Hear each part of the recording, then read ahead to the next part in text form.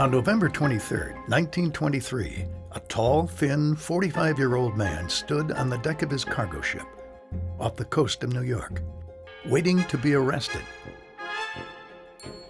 At the time, he was the most wanted man in America, but he had never actually broken the law. Bill McCoy was a modest boat builder who had become a national symbol for defying the most unpopular legislation in American history.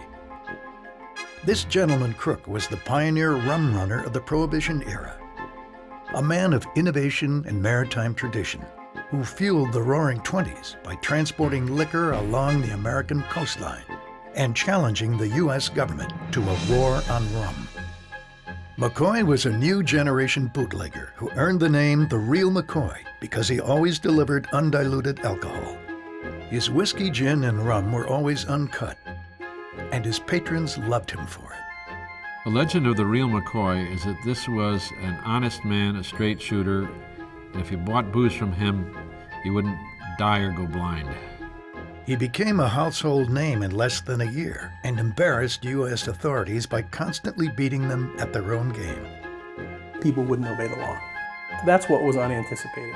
It is amazing the number of people who happily defied the law. If you think about it, what laws could we conjure up where 80–90% of the people who voted for it would then defy it? McCoy confounded the Coast Guard by exploiting legal loopholes that kept the speakeasies of New York filled with the demon rum. The Coast Guard was not prepared for Prohibition. They did not have the men, they did not have the resources, and as far as cutters and inshore craft to combat the amount of smuggling that was happening. The King of Rum Row transported over 2 million bottles to slake America's thirst. At this point, the Coast Guard had to catch Bill McCoy. By the summer of 1923, Bill McCoy was becoming the government's primary target. He forced the Coast Guard to look at ways that smuggling could be done. Well, I think it was Bill McCoy who galvanized the modern-day Coast Guard. McCoy's transformation from modest boat builder to public enemy is a legendary tale about a man who personified the tumultuous years of Prohibition in America. Bill McCoy was one of the most romantic figures in an era of iconic personalities that yet define our national character. And that's why they called him the Real McCoy, and why his product was the Real McCoy.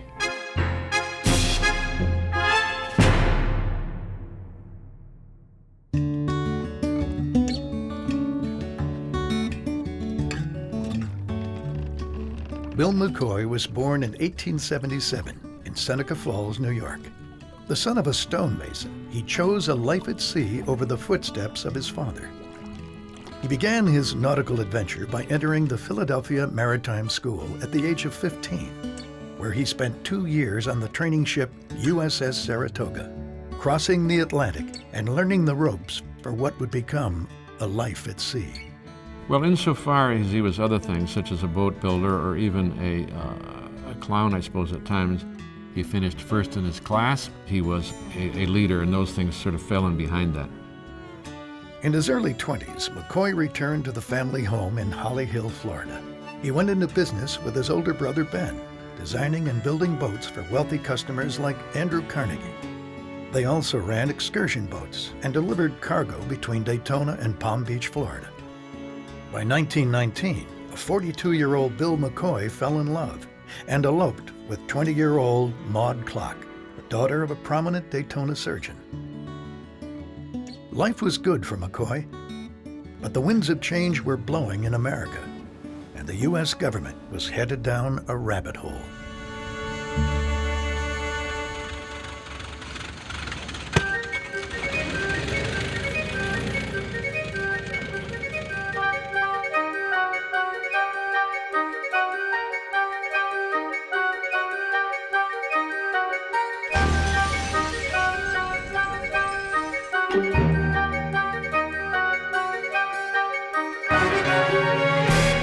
The 18th Amendment to the Constitution, implemented as the National Prohibition Act, went into effect on January 16, 1920, and it prohibited the manufacture, distribution, and sale of alcohol in the United States. This forbidden fruit legislation had been fomenting since the early 1800s in reaction to the extreme poverty and domestic violence caused by an astonishing plague of alcoholism that was devastating American families. By the late 19th century, it was estimated that 20 gallons of hard alcohol were being consumed per year for every man, woman, and child in the United States. This was 8 times the level of alcohol consumption occurring today. There's a huge temperance movement that's mostly directed inside native stock Protestant America. Very moralistic, very much arguing that men must change their habits to behave well and take care of their families. As a result, there were many organizations advocating prohibition. But the primary forces at work were the Women's Temperance Union, the Anti-Saloon League, and the Ku Klux Klan. These organizations inadvertently became strange bedfellows in a common struggle to maintain political control of America and enforce Protestant values on an increasingly diverse society. Protestant women took direct action by protesting in front of saloons and ushering their neighbors toward salvation. The great success of the women's uprising in the latter 19th century evolved into the women's suffrage movement, and a powerful political force was born. The Anti-Saloon League became the nation's first political action group. They mobilized the conservative religious base and paid thousands of professional lobbyists for several decades to influence the temperance vote on the local, state, and national level. The Anti-Saloon League itself is an exceptionally sophisticated, in fact, it's a pioneering organization. And what they do is take this quite large, kind of diffuse, and I would argue basically religiously motivated constituency, and gives it very sharp political focus. The Anti-Saloon League had the conviction that through moral reform, they could achieve social transformation. But the massive influx of Catholic immigrants to America's cities was shifting the population base from rural to urban and Protestant to Catholic. Immigration begins to transform the country. And the people who arrive most notably are the Irish and the Germans. Both of them bring with them drinking cultures from Europe that are not like the drinking culture that had developed in America. Protestants don't like the way these immigrants are behaving. The Ku Klux Klan responded to the wave of immigrants by attacking their drinking cultures. With over 4 million registered members, the Klan latched onto nationalism as America entered the 20th century. Since women didn't yet have the right to vote in this country, the vast membership of the Ku Klux Klan represented 15% of America's voting populace. And their position of intolerance toward immigrants became a powerful force for prohibition. Similar to the red and blue state divisions of today, prohibition became law in 31 rural states. And by 1919, the issue was then presented before Congress by the first-term Republican from Minnesota, Andrew Volstead. This collection of political factions also utilized the First World War as an ideological instrument. They lobbied that grain was for bread, not for drink, and created a schism that made the use of alcohol appear unpatriotic. Prohibition is a symbol of the Protestant desire to have control of America and the upper class desire to have control of all these unruly poor people. It was the wets versus the dries. But for the majority of Americans, it was forced sobriety. Many considered this social change through legislation a new form of tyranny. Millions of lives had been changed, and American society was in turmoil. Like the world around him, Bill McCoy's life was about to turn upside down.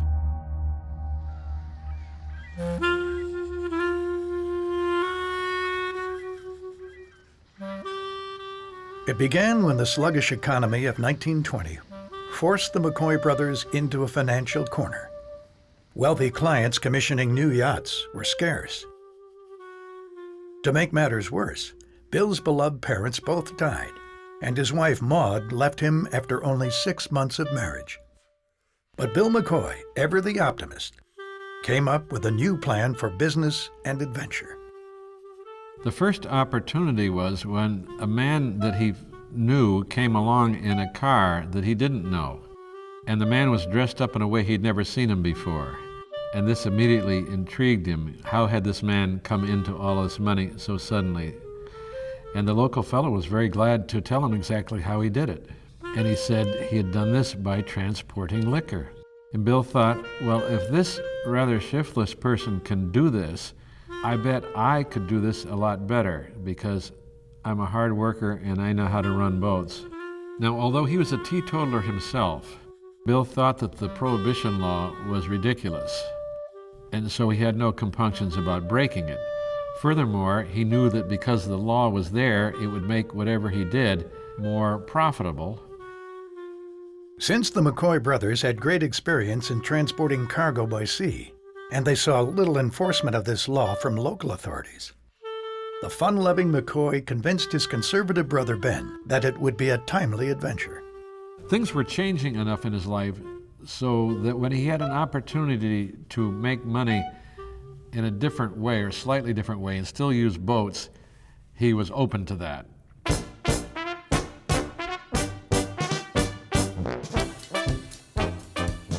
So Bill traveled to Gloucester, Massachusetts with $20,000.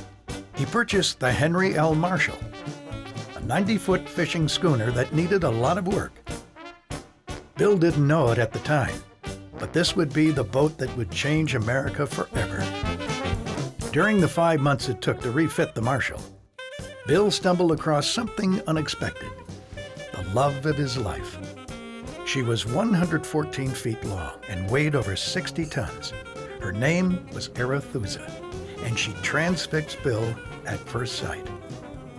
She was the symbol of maritime elegance, but she was way out of his league, and Bill simply couldn't afford her. So he went back to the Henry L. Marshall, and with the conviction that only true love can inspire, Bill invigorated his plan to make a fortune at rum running and return later to buy the Arethusa. They set sail for the Bahamas on board the Marshall to find a load of liquor and begin their fateful quest. But there was yet another lady in McCoy's life, and she would create an encounter of a different sort. Back in Washington, D.C., Mabel Walker Willebrandt was appointed Assistant Attorney General in charge of prohibition enforcement. She was a woman in a man's world, and at a time when women didn't yet have the right to vote in America, having a female Assistant Attorney General was unusual, and many people in government underestimated her. This tenacious, intelligent Harvard graduate was one of the most powerful women in America, and she would stop at nothing to uphold the law. Initially, she saw a lot of internal problems with corruption and the old boy network. When these seizures and captures took place, the Justice Department dropped the ball, and sometimes they were being bribed, and sometimes the cases weren't coming to trial. Mabel encountered widespread corruption across every sector of law enforcement. Her ambition would be stifled by the good old boy network that permeated government at virtually every level. So she cleaned house and fired over 700 of her own agents and officers for bribery and corruption. She recruited a new breed of eager young law enforcement agents who wanted to rise quickly through the ranks of government and smash the corruption and greed of the previous generation.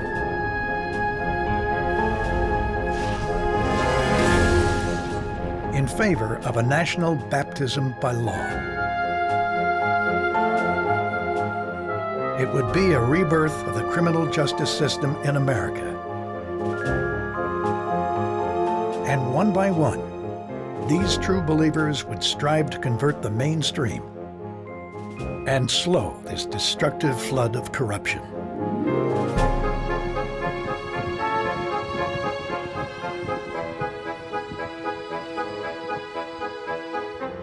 These men were foot soldiers in an internal struggle to replace the inept with the industrious.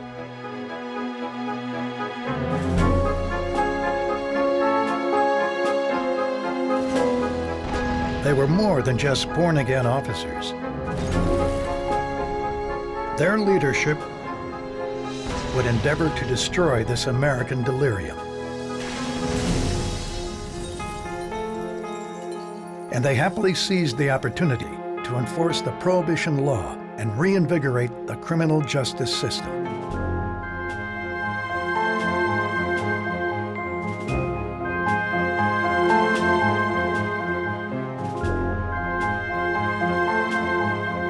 But the law enforcement community wasn't the only dysfunctional sector of the government at that time. Well, the Coast Guard has its everyday responsibilities as a life-saving service and as a customs enforcement unit. They did not have enough resources available to combat rum running and smuggling when Prohibition was enacted. But no one in the government nor the Coast Guard saw rum running coming. In 1920, the fledgling Coast Guard was less than 5 years old, and it was ill-equipped to enforce this new law within the U.S. 3-mile jurisdiction. Lacking in vessels, crew, and strategy, the U.S. Coast Guard was stuck in a quagmire of red tape and was virtually powerless to enforce the law that was now on the books.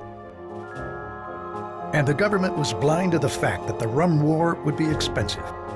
But since income tax in America at this time was relatively new, the loss of tax revenue from alcohol importers would reduce the U.S. government's only source of income by over 50%. Not everyone in the Coast Guard accepted this situation. High-ranking officers resisted enforcement of the law, and rebellious drinkers within the ranks protested the Prohibition law they were sworn to uphold. The Coast Guard faced an uphill battle, and it would take enormous political will to gain cooperation within the ranks and procure enough resources to combat the problem. The Coast Guard forced out many of the old-school officers and brought in a new breed of leader who would uphold the law. With law enforcement and the Coast Guard on the mend, Mabel Walker Willebrand would soon become Bill McCoy's chief nemesis.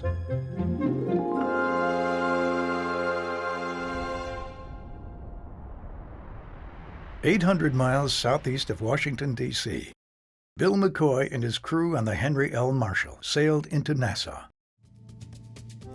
In 1920, the Bahamas were part of the British Empire, and since there was no prohibition in Britain, Nassau was the ideal logistical and legal base for McCoy to operate.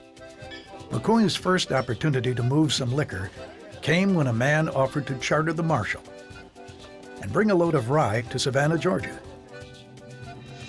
In order to protect himself from U.S. authorities, McCoy paid the Nassau harbor master to register the Henry L. Marshall as a British vessel with duplicate transit papers.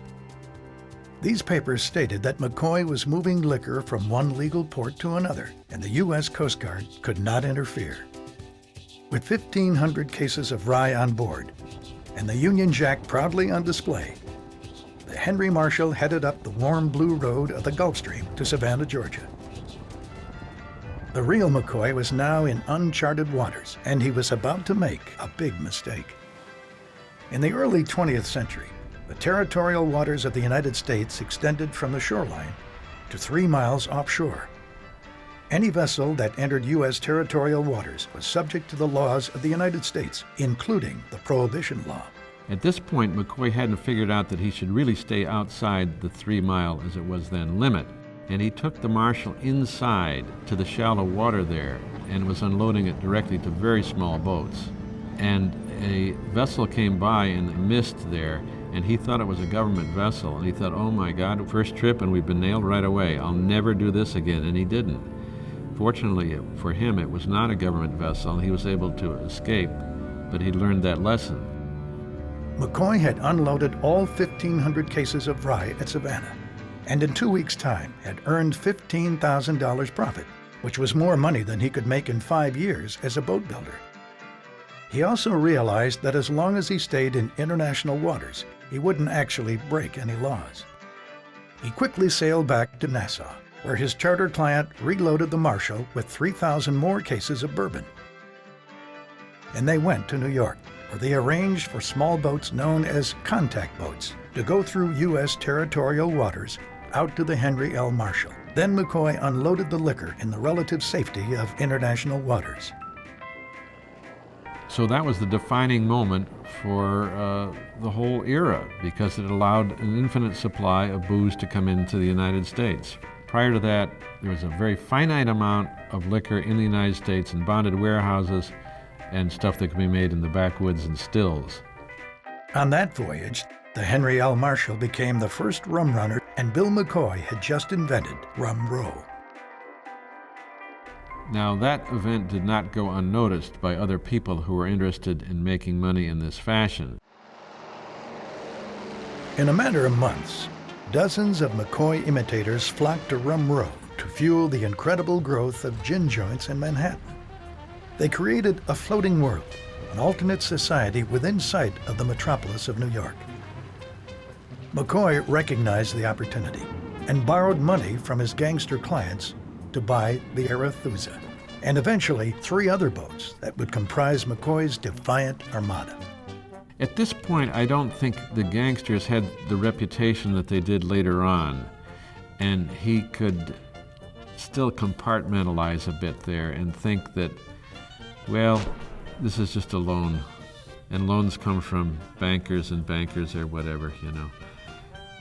Later on, he took much pains to deal with gangsters as little as possible, which is why all these myths of Capone and him sitting on porches together and stuff seem to me bogus. Like the Henry L. Marshall, McCoy registered Arethusa as a British vessel, and he renamed her Tomoka. But he always thought of her by her original name, Arethusa, for she was an aristocrat, a thoroughbred, and she sailed straight into McCoy's heart. But managing a bootleg armada with dozens of crew members wasn't an easy task. He started to buy his own booze, and he bypassed the middleman and made arrangements directly with the buyers to meet him on Rum Row in their contact boats. He invented more efficient methods of packing liquor bottles to maximize each payload. And he began making regular trips from Nassau to New York every month, adding to the ever-growing club of bootleggers on Rum Row. Well, at the maximum amount, you know, they had about 100 boats. It was like the Yale-Harvard Regatta out there or something, you know. It was quite festive. Eventually, they would bring jazz bands out to these various boats, and they were running the girls back and forth. And they had daily newspapers keeping up with what was going on, and fruit and meals and the whole thing that was out there. Well, in early Prohibition days, most of the people who were running liquor at sea were ex-mariners and ex-fishermen, and some people have called Prohibition the first fisherman subsidy program the government's ever had. There were hundreds of boats out there on Rum Row on any given day. There were very few that actually were doing it in such a way that they could maintain this business day after day, trip after trip. So McCoy began to develop a reputation for reliability because he would always be there and he would have good product because he would not cut the product. The phrase Rum Row was catching on, and like Skid Row, the negative connotation of the name became a catch-all phrase for any collection of boats selling illegal liquor outside the U.S. 3-mile limit. Rum Row extended from New Jersey to the tip of Long Island, and sometimes off cities like Miami, Savannah, Norfolk, and Boston. It was a hodgepodge of people. Life was pretty good on the Row.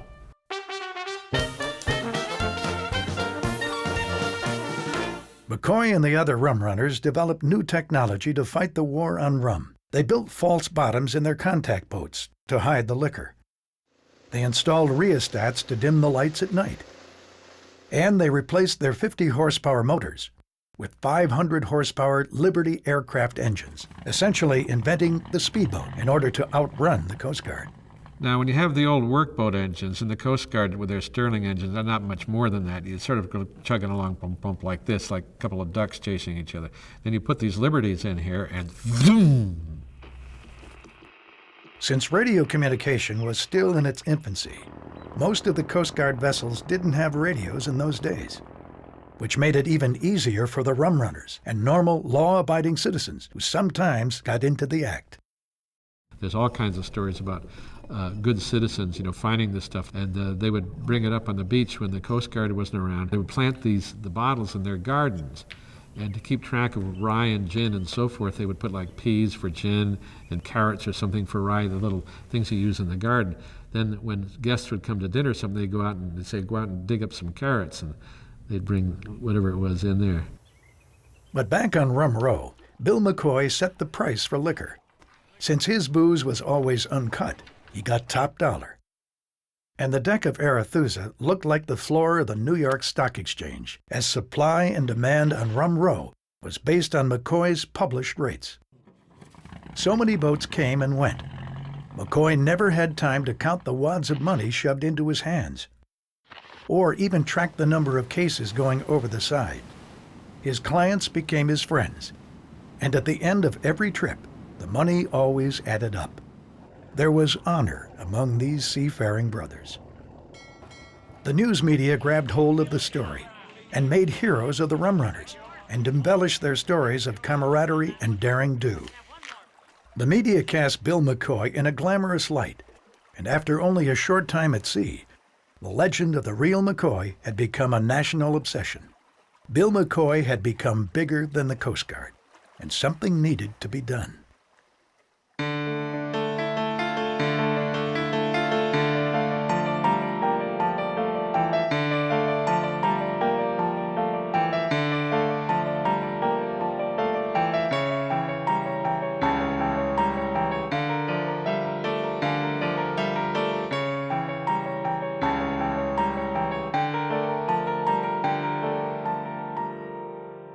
This was a time period when the federal government started collecting intelligence.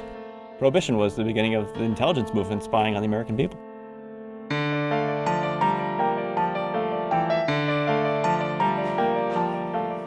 The Coast Guard and federal authorities began inspecting boatyards. They wanted to find out how the rummies were making such fast boats. So they went undercover in Brooklyn, Mystic, and Gloucester, and began arresting boat builders for creating vessels that could outrun the Coast Guard. The Rum War became a technological battlefield. Now this is hard to imagine, but the criminals had more money than the U.S. government, and they began to design and build new boats to run the blockades and embarrass the Coast Guard. I'm sure it was very discouraging to see a boat going 40 knots, 35 knots, and not being able to apprehend them. The Coast Guard could maybe go 20 knots. I said, "You got to be kidding me! We can't fight this war." The news media made McCoy look like a hero, and the Coast Guard looked like the Keystone Cops. Congress and President Coolidge recognized that the Coast Guard needed additional funds so that they could combat the rum war. So they earmarked about $14 million to build additional cutters and to almost double the size of the Coast Guard. Bill McCoy doubled the size of the Coast Guard. The Coast Guard naturally tried to keep up with the technology, so they would get a government contract out and they would say, let's have more horsepower, let's talk to the Sterling people, we got to have better engines. The rummies would walk over and they'd look at what they're doing and say, okay, that's what we have to beat. And since they didn't have government contracts, they could just, take some cash out of the back of the car and lay it on the guy there and say, okay, do a little bit of this, a little bit more of that. And the Coast Guard guy watches all this and he says, well, in 6 months, maybe we'll have one that would have beat this guy 6 months ago. So the rummies kept right on going.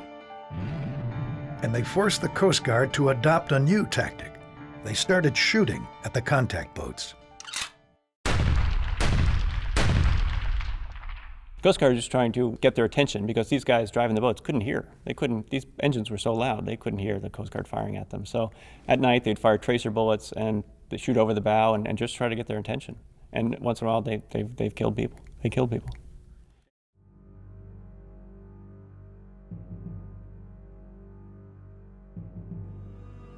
Meanwhile, a new visitor arrived in Nassau.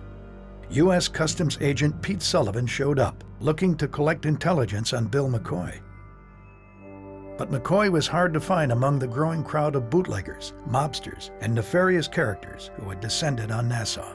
Pete Sullivan, while down in Nassau, went to the Lucerne Hotel, which was the bootleggers' headquarters, and he was fingered as being a federal agent. So his life was threatened, and they were going to kill him.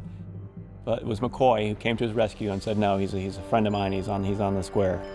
McCoy put him in his room, let him sleep there for the night, and put him on the first ferry to Miami the next day. McCoy lived by a strict moral code.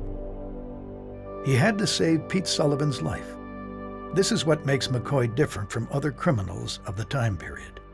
The other iconic criminals of the period were basically energized by a kind of pathology, it seems to me. People such as John Dillinger, Babyface Nelson, Machine Gun Kelly, and then the big city syndicate people like Al Capone. McCoy was cut from a very different cloth. He was not psychotic. His impulses were positive. He was an innovator, completely different than someone running around in a car shooting people. McCoy certainly was not a violent man.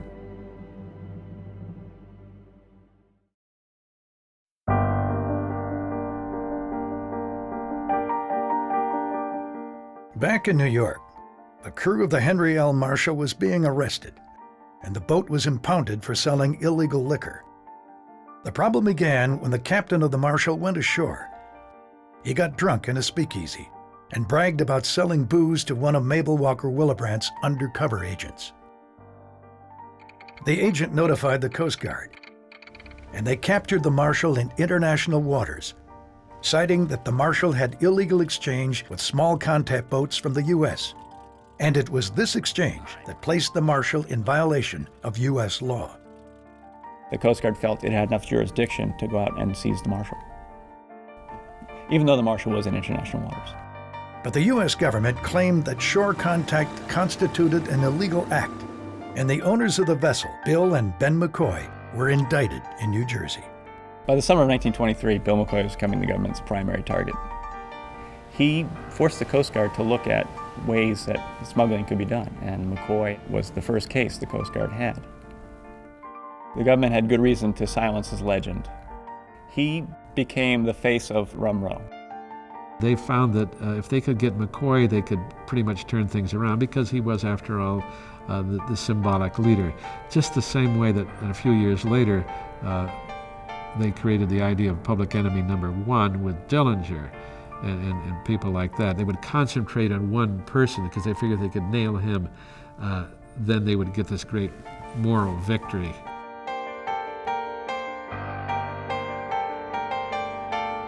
McCoy rose to the challenge and hired expensive lawyers to battle in the courts for the release of the Henry L. Marshall. Every bootlegger on Rum Row followed the news stories, and they started moving farther offshore. If the Marshall case held up in court, the loophole McCoy had invented would be closed, and the government would be able to legally arrest them 12 or even 50 miles offshore, regardless of their documents or country of registration.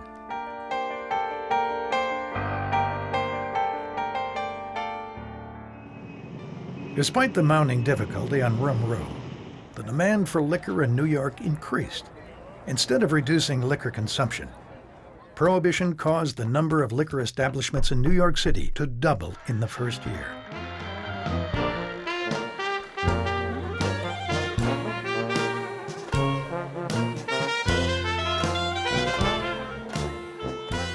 Diverse groups of everyday business people, hardened criminals, blacks, whites, men and women, all came together in a melting pot of self-indulgence known as the speakeasy. Prohibition was probably the first time in American history where people were openly violating the law, and it became fashionable to break the law. It is amazing the number of people who happily defied the law. If you think about it, what laws could we conjure up where 80–90% of the people who voted for it would then defy it? Emancipated young women known as flappers moved to New York City and horrified their suffragette mothers by finding jobs, renting their own apartments, and personifying American independence. The 1920s is a tremendous decade of change, and some people would say progress for women and women's rights. The ability to live as a single woman. But young women also don't have to belong to a father or a brother or a husband or a boyfriend, but to be on their own. The flapper comes out of this new sense of young women's independence.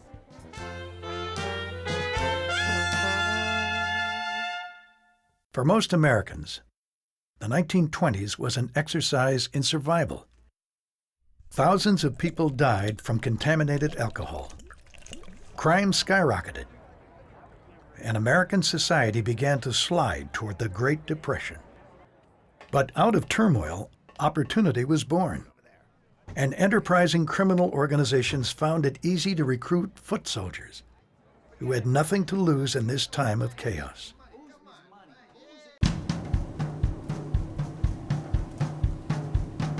So the rum game became big business, and some heavy hitters moved in on Rum Row.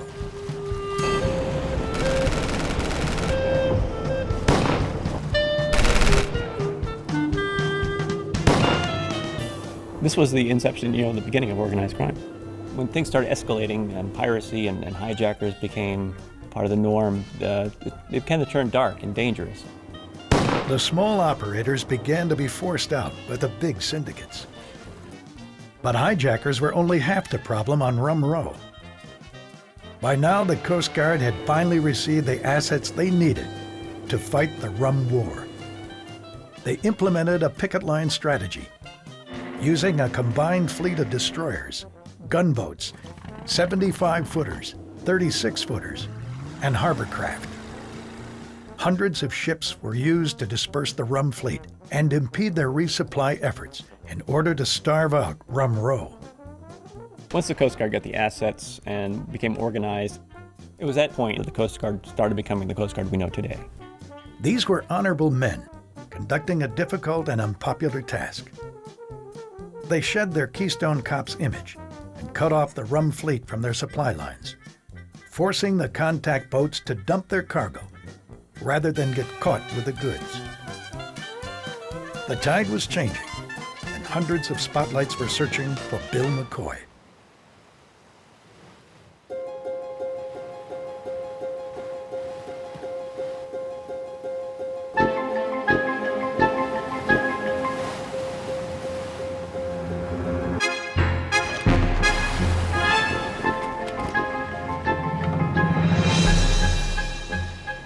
McCoy decided it was time to skip town for a while. They sailed the Arethusa to Halifax, Nova Scotia, only to find that U.S. and Canadian authorities had begun their dry diplomacy, and McCoy's boat full of liquor wasn't welcome in Canadian waters. Their limited supply of provisions forced McCoy and his crew to sail to the nearest friendly port, the French-owned island of St. Pierre, up the coast of Newfoundland. As soon as McCoy arrived, he knew that St. Pierre would be the other end of the rum line.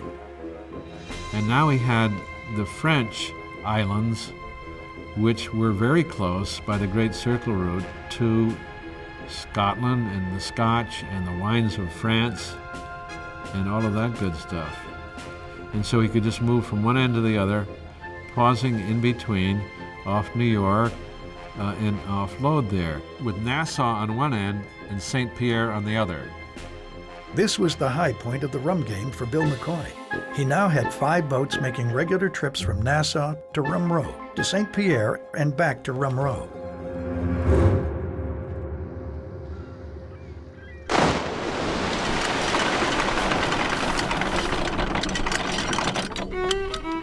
In August 1923, Captain Ryan of the Coast Guard cutter Manhattan spotted Arethusa just outside U.S. territorial waters.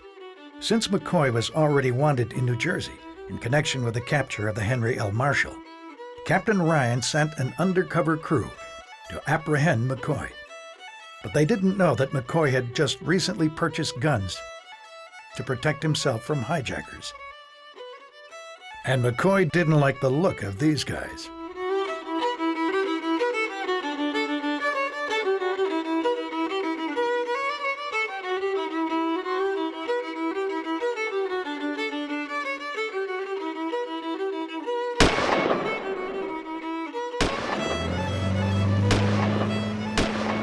The Coast Guard claimed he actually fired at them with a machine gun. McCoy, he always said that he thought that it was a hijacker. And the Coast Guard always claimed that McCoy damn well knew that they were the Coast Guard. But how this would be possible, you could make a case both sides, because they were not in uniform, and it was like an unmarked cruiser, you might say. But this was the thing that really cinched it. McCoy was protecting himself from the hijackers, but it was the biggest mistake of his life. At this time, they didn't have the terminology of public enemy number one, but if they had, it would have been Bill McCoy.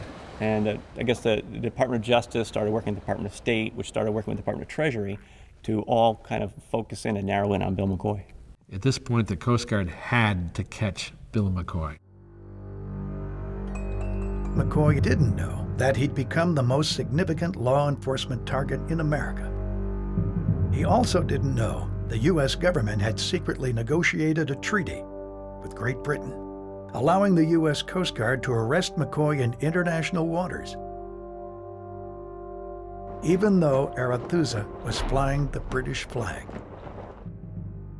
Following instructions from Mabel Walker Willebrandt to capture McCoy at all costs, the captain of the Seneca steered his ship into international waters, and he stormed the Arethusa. Raise the anchor!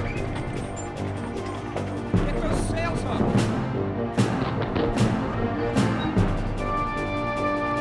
Prepare to fire.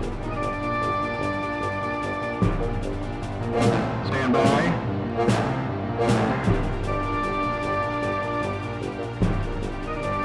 Before McCoy even noticed, Seneca had blocked the escape route. And fire.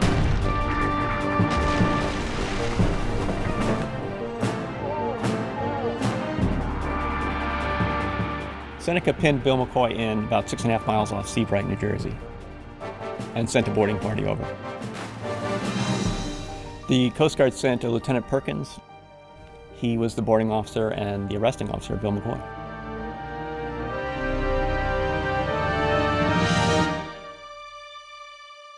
The lowest point of his life, I have to think, is when Lieutenant Perkins ordered McCoy's crew to take down the Seale, and they looked at McCoy and then they took down the Seale because Perkins told them to. Yeah, it was the saddest day of Bill McCoy's life. His beloved Arethusa was under the command of the U.S. Coast Guard. So here's McCoy. He's taken by the second officer of a steamboat in a rowboat.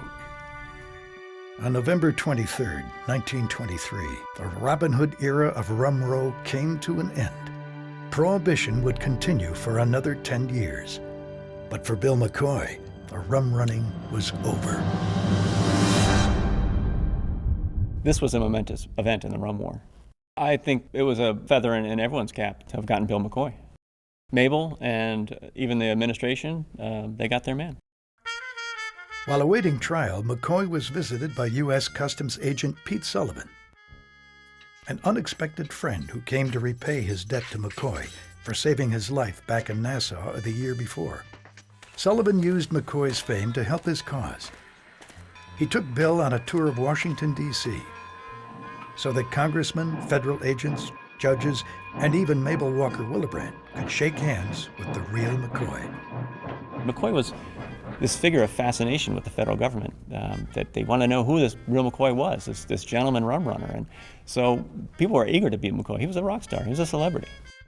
Mabel Willebrandt offered McCoy a deal if he would plead guilty and cooperate with the Justice Department.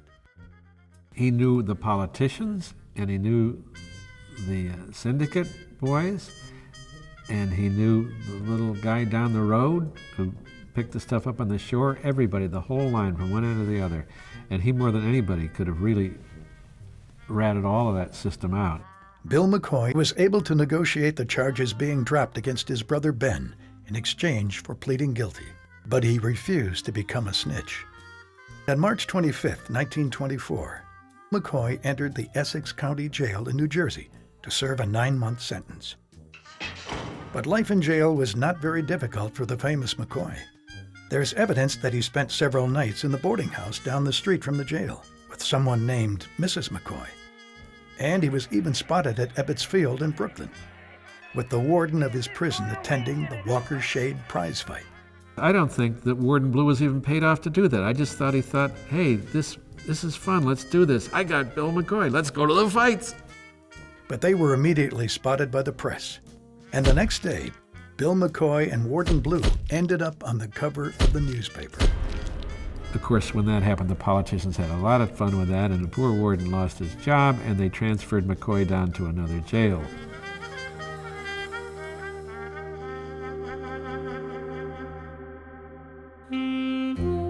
McCoy was going to be released early on good behavior, but after the boxing match incident, he had to stay in jail for the entire 9-month sentence. On Christmas Day, 1924, the 9 months was up, and Bill McCoy finally got his life back. So the time comes, and there's Ben. Faithful Ben picks him up, and they drive down to Florida, and they're back for New Year's Eve.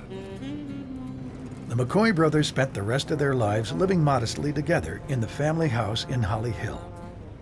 There's no evidence that Bill or Ben McCoy were ever involved in rum running after the prison term, and Bill always claimed that all the money he made running 170,000 cases of alcohol was spent on lawyers. So the McCoy brothers returned to the boat building business, dabbled in Florida real estate, and eventually became philanthropists, preserving several important historical ships.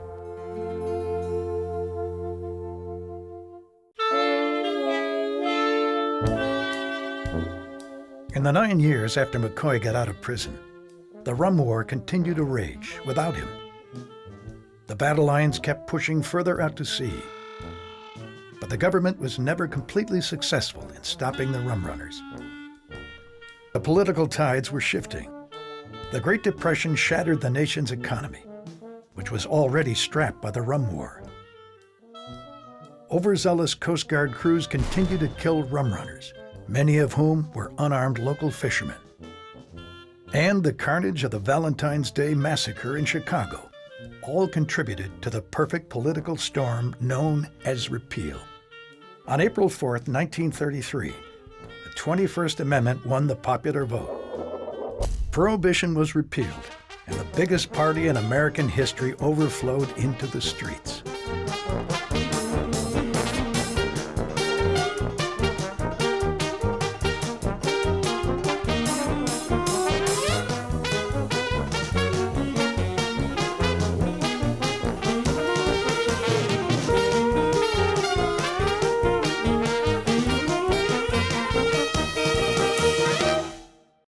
President Hoover described Prohibition as the noble experiment, but it failed miserably, and instead of helping American society, it managed to add to the social problems it was designed to mitigate. The unintended results of the noble experiment included increases in homelessness, corruption, alcoholism, and death. The Volstead Act is also credited for spawning the plague of organized crime in the United States. Besides Prohibition, no other constitutional amendment has ever been repealed. But there are many examples of special interest groups influencing public law in an attempt to be a wellspring of action. But the Prohibition law is the perfect example of how destructive this theory can be. America is a pluralistic country, and the values of large groups of the population have to be acknowledged. So an attempt by a substantial minority of the population to outlaw drinking isn't going to fly. Prohibition gets mocked in history because it's associated with the rural, with the Protestant, with the obsolete, with the fundamentalist. But what we remember about it is that it was intolerant. Part of the lesson of Prohibition is that inclusion is good, mutual respect, mutual tolerance, acceptance of the preferences of others under controlled circumstances.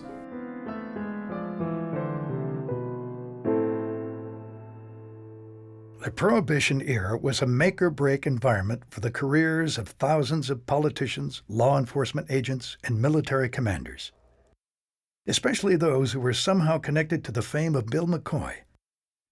Lieutenant Perkins, the arresting officer of Bill McCoy, later became Admiral Perkins. Pete Sullivan was promoted to director of the U.S. Customs Marine Patrol. But Mabel Walker Willebrand, the pioneer of Prohibition enforcement, was somehow forgotten. Despite all her accomplishments against impossible odds, Mabel Willebrand never received any public recognition from the government for her leadership in the war on rum. She remains to this day an unsung hero of law enforcement in America. She quietly left the Justice Department in 1928, and since she'd made enemies of the good old boy network in Washington, she had to make her own way and start a private law practice, ultimately becoming lawyer to the stars and taking a job with Amelia Earhart. But whatever happened to Arethusa? The Grande Dame of the rum fleet was impounded after her capture and later auctioned by the U.S. government. Bill McCoy never saw her afloat again, but he knew that she was in Nova Scotia, back in the fishing trade. Then one day, unexpectedly, he received word that his true love had died. Arethusa had wrecked on Sambro Ledge near Halifax, Nova Scotia. So he went to her. This was his one true love, the Arethusa. And when she was gone, he did a very interesting thing. Instead of taking that piece of the Arethusa home and putting it on his own mantelpiece, he took it to the Gloucester Fishermen's Association because he recognized that the most important thing about the Arethusa was that she was the queen of the Gloucester fishing fleet and not his getaway car. And he gave her up to that tradition which he considered higher than himself. Arethusa had become an important part of American history, not for her participation in rum running, but for who she was. Arethusa was the symbol of maritime elegance. And by elegance, I mean the perfect example of form and function in a working craft. Everything on Arethusa worked and was beautiful. Her image lives on in some of the most prestigious institutions in America. There's a model of her at the Mystic Seaport. Her ship's plans are on exhibit at the Smithsonian Institution, and that famous image of the Gloucester fisherman is actually the wheel of Arethusa, with her first owner, Clayton Morrissey. She's not just a frilly yacht, in other words. The tradition of the great Gloucester fishing schooners and the whole industry that represented, and a kind of iconic American ingenuity and forthrightness and all of those good things. A few years after putting Arethusa to rest, Bill McCoy contracted food poisoning. As a remedy, the doctors prescribed a deadly combination of bismuth and arsenic. After 3 days of enduring this agonizing treatment, Bill McCoy died at the age of 71 aboard his boat in Stuart, Florida. I think what McCoy gives us is an outlaw who is not a psychopath and who is actually truly closer to the Robin Hood figure. So we were looking, see, in the early 30s for positive heroes who somehow were on the outside because so many people began to feel like they were on the outside in the 30s. This is a strong strain in American culture. Starts right with the Revolution, does it not? That somehow we are outlaws but good guys. That's a hard thing to maintain. So I think we can learn by looking at McCoy a way to maintain a kind of integrity in hard times when we don't necessarily agree with the establishment. And these were times when the government was not necessarily the moral exemplums, that you could just simply say, well, whatever, the president says is okay. The Prohibition era was a challenging time for Americans. It was a decade of social introspection, and Bill McCoy became an iconic moral barometer, as complex and controversial as the era itself. His legacy as the Real McCoy will live on. McCoy never compromised his product. He never cut his booze. In contrast to his competition, who often cut booze with all kinds of wicked chemicals, including turpentine or wood alcohol, and McCoy never did that. And that's why they called McCoy's product the Real McCoy.